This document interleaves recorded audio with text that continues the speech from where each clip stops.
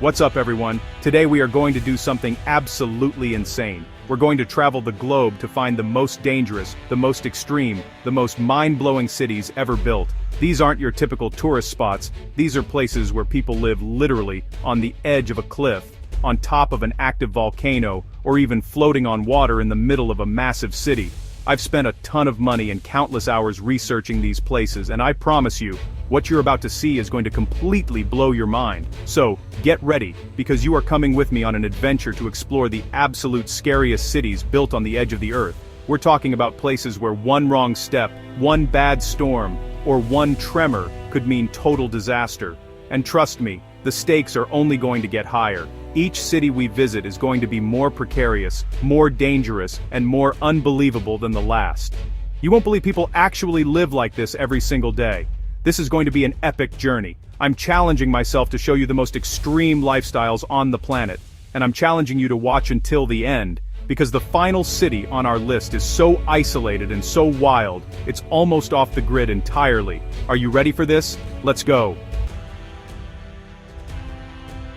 Alright, first up, we're in Lagos, Nigeria, but this isn't the Lagos you might be thinking of. We are heading into Makoko, a place often called the Venice of Africa, but it's way more intense than that. Imagine an entire neighborhood, a community of hundreds of thousands of people, living in houses built on stilts directly over the Lagos Lagoon. There are no roads here, no sidewalks, no cars. The only way to get around is by canoe. We're about to get in one of these canoes and see what life is really like inside this floating city.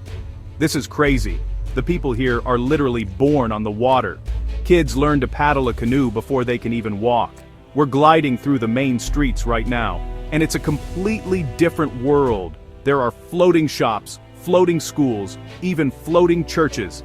Everything you need to live is right here on the water, but living here comes with some insane daily dangers. The water they live on is heavily polluted, and a simple fall into the lagoon can lead to serious diseases. There's also the constant risk of fire, which can spread from one wooden shack to another in minutes. Despite the unbelievable challenges, the sense of community here is stronger than anything I've ever seen. Everyone knows everyone. Neighbors rely on each other for everything, from borrowing food to helping repair their homes. We just passed a group of kids diving off their front porch, laughing and playing. It's this incredible resilience, this ability to find joy and build a life in one of the most challenging environments on Earth, that is just so powerful to witness. They've created their own world here, with its own rules and its own culture. But there's a huge, looming threat that nobody here can control: the rising sea levels. Climate change is a massive danger for Makoko. A single major storm, or a gradual rise in the water level, could wipe this entire community off the map. The very water that gives them life could also be what takes it all away. The government has tried to demolish the slum in the past, viewing it as an eyesore, but the community fights to stay in the only home they've ever known. So, we have a city floating on polluted water, with constant risks of fire and disease, facing the existential threat of being swallowed by the ocean. Yet, hundreds of thousands of people call this place home. It's a testament to human survival, but it's also our first, and definitely not our last, look at a city living on the absolute brink. This is just level 1 and it's already blowing my mind. Okay, we've left the water and now we're in China, in Yunnan province. I want you to look at this. This is the city of Yanjin, and it is hands down the narrowest city in the entire world. It's wedged into a tiny strip of land between the massive steep cliffs of the Tibetan Plateau and the raging Nangxi River. At its narrowest point, the city is only 30 meters wide. That's less than the length of a basketball court. It's so tight that it feels like the mountains are about to close in and crush everything. The buildings here are insane. They're built on these tall, thin concrete stilts right on the riverbank to protect them from flooding. It looks like the whole city is on stilts. Living here means you're constantly in a state of claustrophobia. You look up, and there's a giant cliff face. You look down, and there's a powerful river roaring below you. There's no space. There are no public squares, no parks, just one main road squeezed between the buildings and the mountain. It's one of the most surreal places I have ever been. The biggest challenge for the 450,000 people living here is the double threat of floods and landslides. The Nangxi River is known for its flash floods. In the summer, heavy rains can cause the water level to rise dramatically, threatening to wash away the very foundations the city is built on. At the same time, the steep cliffs towering over them are prone to landslides. A single rock slide could send tons of debris crashing down, wiping out entire apartment blocks. It's a constant battle against nature on two fronts. This city has a long history of dealing with natural disasters. We looked at historical records, and the people of Yanjin have been rebuilding and reinforcing their city for centuries. They have developed an incredible, almost stubborn determination to stay in this sliver of land. Their ancestors chose this location as a strategic point for trade, and that legacy has kept them here, adapting and surviving against all odds. It's a city built on pure defiance. So, we've gone from a floating city to a city squeezed between a river and a cliff. The risk level has definitely gone up. In Makoko, the danger was the water itself. Here in Yanjin, the danger is from the water below and the mountains above. It's an inescapable vice. The sheer verticality of this place is terrifying, but believe it or not, our next city is even more precarious. We're going to a town that's literally crumbling into dust.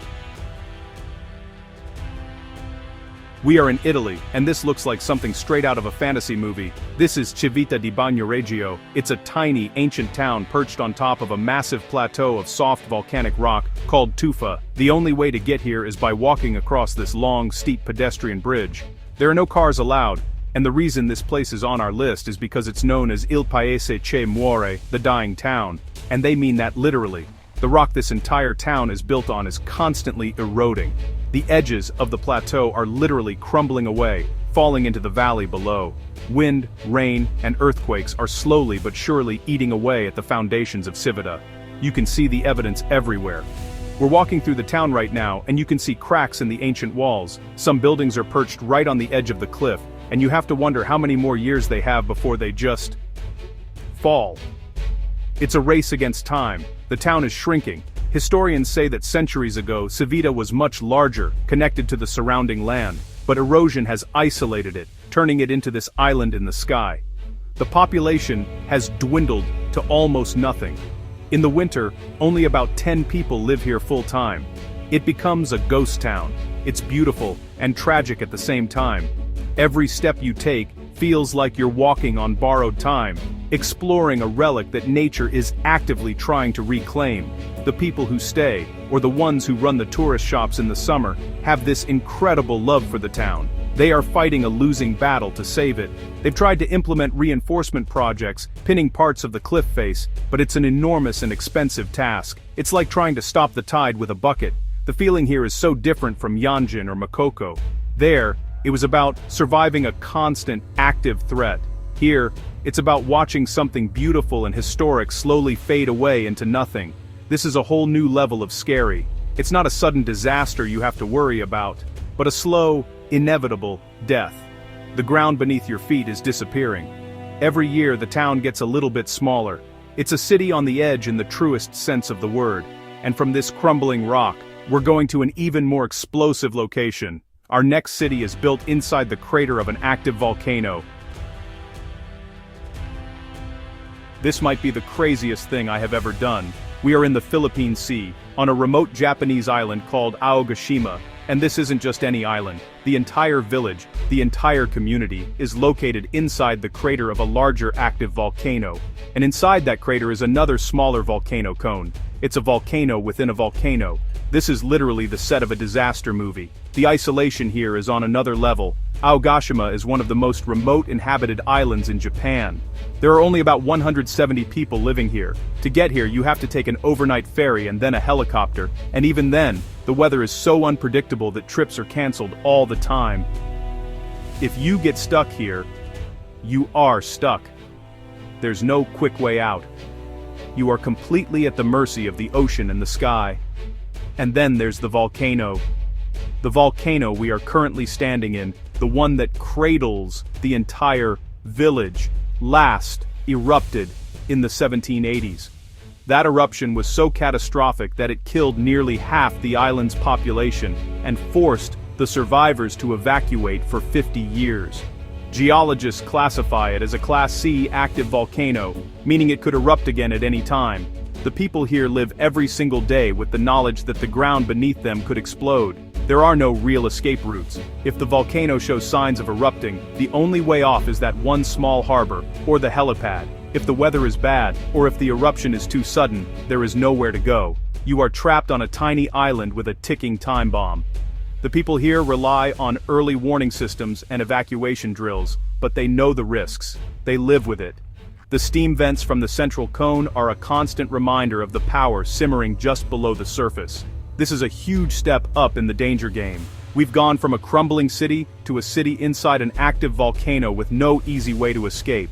The stakes are getting incredibly high. The people of Aogashima have chosen to live in one of the most beautiful, but also one of the most geologically dangerous places on the planet. But what could be more extreme than living in a volcano? Our next city. A place so cold and toxic, it's deadly just to breathe the air. Alright, we have traveled to the absolute middle of nowhere. We are in Siberia, Russia, inside the Arctic Circle. This is Norilsk, one of the northernmost cities in the world, and without a doubt, one of the most brutal places to live. For starters, the cold here is unimaginable. We're here in the milder season and it's still freezing. In the winter, temperatures drop to -50 degrees Celsius, or -60 Fahrenheit. For 2 months the city is plunged into polar night, meaning 24 hours of complete darkness. But the cold isn't even the scariest part. Norilsk is an industrial city, built around some of the world's largest nickel and palladium mining and smelting operations. The side effect is that it's one of the most polluted places on the entire planet.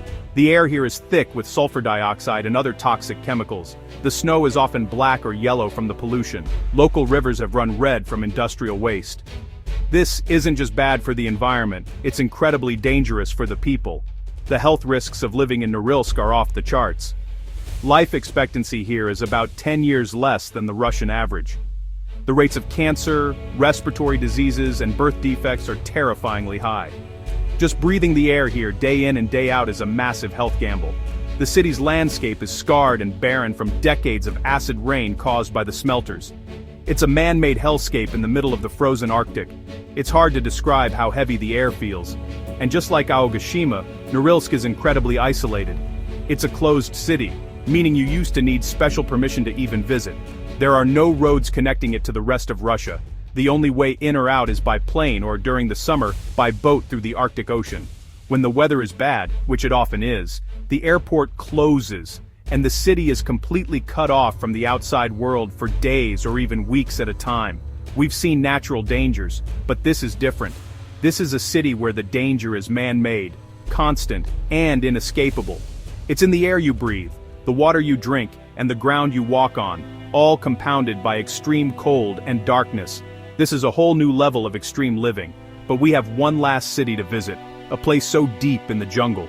It's the largest city on Earth you can't drive to. For our final city, we've come to the heart of the Amazon rainforest. This is Iquitos, Peru, and what makes this city so insane is that it's the largest city in the world that is completely inaccessible by road. With a population of nearly 500,000 people, it's a massive, bustling metropolis, completely surrounded by either dense, impenetrable jungle or the Amazon River. The only way to get here is by a multi-day boat journey, or by flying in. It is a literal island of civilization in a sea of green. Imagine everything you need to live, every car, every piece of construction material, every snack food, every single thing has to be shipped in by boat or flown in. This makes life here incredibly expensive and logistically complicated. We're walking through the Belen Market right now, which is a floating market on the river, and it's absolute chaos. You can buy anything from exotic fruits to mysterious jungle medicines. The city has a unique blend of urban life and deep jungle culture. The challenges of living here are immense. You are truly at the mercy of the jungle. The city is surrounded by wild animals, venomous snakes, and tropical diseases that you just don't have to worry about anywhere else. During the rainy season, parts of the city like the Belen neighborhood flood completely, and people have to live on the second floors of their houses, using canoes to get around. Just like in Makoko, but surrounded by the Amazon. The isolation defines everything. If there's a serious medical emergency, you can't just drive to a bigger city with better hospitals. You have to wait for a flight. If a major supply ship is delayed, the entire city can face shortages. It fosters a unique sense of self-reliance. The people of Iquitos have to be resourceful. They live in a world that is both modern and ancient, a place where motorcycles buzz past shamans and city life unfolds under the constant watch of the jungle.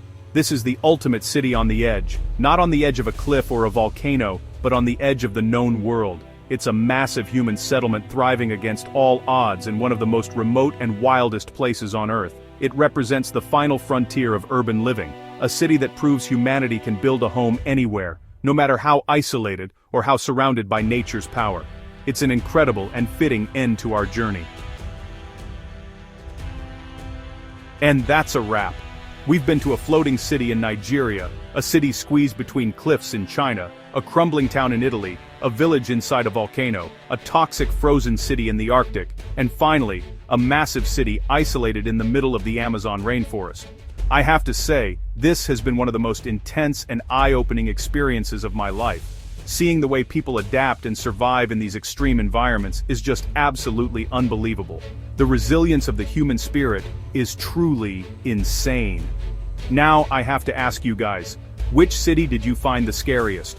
Was it the slow, inevitable decay of Civita di Bagnoregio, the explosive potential of Aogashima, or the man-made poison of Norilsk?